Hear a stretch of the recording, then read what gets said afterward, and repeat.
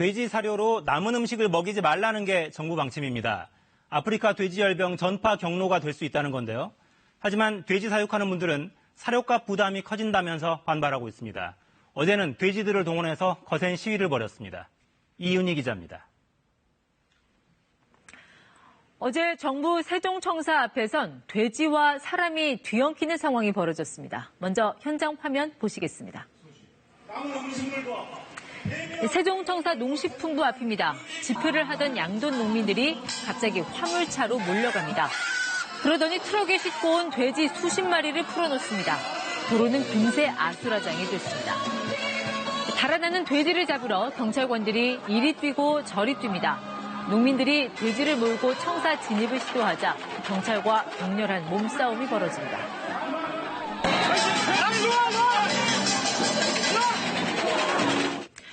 네, 일부 농민들은 이렇게 눈물까지 보이는데 대체 무슨 일이 있는 걸까요? 일단 돼지가 등장했으니 자연스레 아프리카 돼지열병 ASF를 떠올리실 텐데요.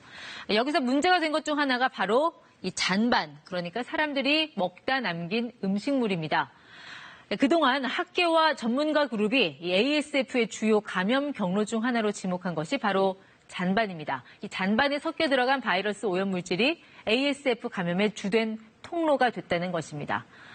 정부 역시 이런 주장에 근거해 지난 7월 폐기물 관리법 시행규칙 개정안을 입법 예고하고 시행에 들어갔습니다.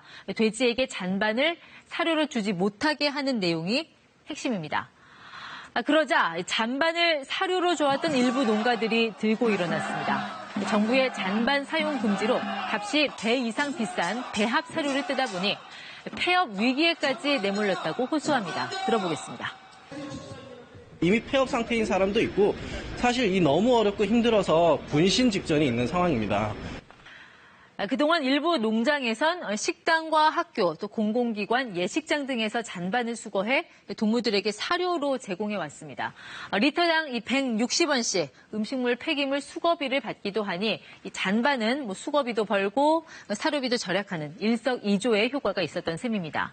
하지만 아프리카 돼지열병 ASF 국내 상륙 이후 이 잔반에 대한 주변 경계가 높아졌습니다. 이미 우리보다 훨씬 앞서 ASF가 휩쓸고 간 유럽에서는 20여 년 전부터 돼지에 대한 잔반 급여를 법으로 금지하고 있습니다. 이는 유럽 최초의 아프리카 돼지열병 발병 국가인 포르투갈 사례에서 기인합니다. 1957년 포르투갈 수도 리스본 항구에 배 한 척이 도착합니다. 배에서 버린 쓰레기에는 잔반, 남은 음식물이 있었습니다. 그 누구도 이 잔반 안에 유럽 돼지의 목숨을 빼앗을 바이러스가 있다는 걸 알지 못했습니다. 수거된 잔반은 돼지 사료로 사용됐고 이걸 먹은 돼지가 곳곳에서 쓰러졌습니다. 리스본의 악몽은 이렇게 시작됐습니다. 자, 하지만 여기서 간과된 측면이 하나 있습니다. 이 잔반에 바이러스가 섞여 있더라도 가열 처리만 제대로 하면 전염병이 발생하지 않는다는 점입니다. 아프리카 돼지열병 바이러스는 생존 능력이 우수하지만 고온에는 아주 취약합니다. 섭씨 75도 이상에 몇 분만 노출돼도 사멸하는 것으로 알려졌습니다. 어제 시위에 나선 농민들의 주장도 이와 맥을 같이 합니다. 즉, 이 잔반을 끓여서 그러니까 열 처리를 하면 바이러스 감염 위험은 차단이 가능하다는 입장입니다. 하지만 정부는 지난해 가열 처리를 안 한 잔반 사용 농가가 96곳이나 적발됐다며 여전히 잔반의 위험성을 강조하고 있습니다. 일단 정부가 이 잔반 사료 급여를 중지하게 이르렀지만 걸림돌은 또 있습니다. 음식물 쓰레기 대란 우려입니다. 반찬 가짓수가 많은 백반 문화에 익숙한 우리 국민들, 하루 배출하는 음식물 쓰레기 양이 약 15,000톤에 달합니다. 이 가운데 재활용되는 음식물의 43%가 동물들 먹이나 사료로 가공되는 데 쓰입니다. 돼지에게 잔반 제공을 전면 금지할 경우 매일 1,200톤이 넘는 음식물 쓰레기를 또 어떻게 처리할지가 걱정입니다. 벌써부터 일부 지자체에서는 이 빈 그릇 바닥을 사진을 찍어서 올리면 문화상품권을 주는 잔반 줄이기 캠페인에 들어갔습니다.